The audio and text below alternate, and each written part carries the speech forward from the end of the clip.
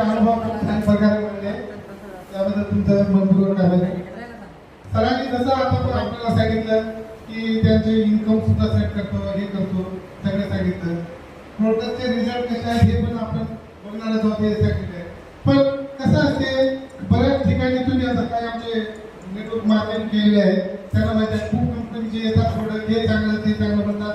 हा वेगळा विषय असतो, प्रत्येकामध्ये असं सगळं होतं. तसं नसते मित्रांनो. काय काय असतात, खरंच रिझल्ट ओरिएंटेड असतात का, काय असतात का, त्याच्याविषयी आपण सखोल मार्गदर्शन घेणं, त्याचा अनुभव घेणं हा महत्वाचा विषय असतो. अनुभव घेणं म्हणजे कसं काय असते, तर त्याच्याविषयी एक छोटीशी स्टोरी सांगतो तुम्हाला मी. काय असते, एका ठिकाणी एका झाडावर एक झाड असते आणि झाड बाजूला एक तलाव असते. ते त्या झाडावर बरेचसे माकडे असतात, ते उड्या मारत असतात, त्या झाडावर फळत खातात, आणि उड्या मारत असतात, ते एन्जॉय करत असतात, सगळ्याजणी एन्जॉय करत असतात.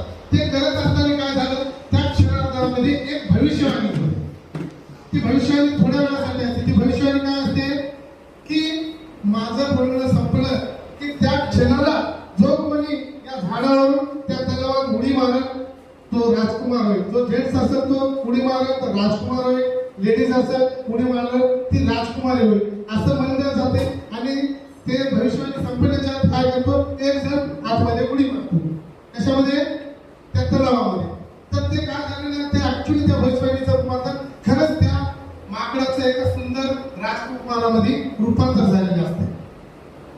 ते मग बाकीचे माकडं बघत असतात, ते विचारतात, ते म्हणते राजकुमार म्हणतो खाली नंतर सुंदर राजकुमार झाले, अरे माकडांनो तुम्ही काय म्हणते, जे उडी मारली नाही, काय झालं असं नाही, ते भविष्यवाणी झाली तोपर्यंत तुम्ही हे केले होते. तर त्यांनी काय म्हणते, तुम्ही काय मला मारले नाही म्हणे. तर ते म्हणतात मी वरून उडी मारलो आणि मी राजकुमार झालोच नाही, त्या किंवा झालो तर मला काय राजकुमारी मिळालीच नाही, तर असे वेगवेगळे प्रश्न निर्माण करतात त्यांनी, ते करतात. तर ते जेव्हा असे त्यांच्या येतात तो हसतो, जो उडी मारलेला असतो तो हसतो आणि तो म्हणतो अरे काय वेळानं निदान उडी मारायची होती, उडी मारली असती तर राजकुमार झाले असते.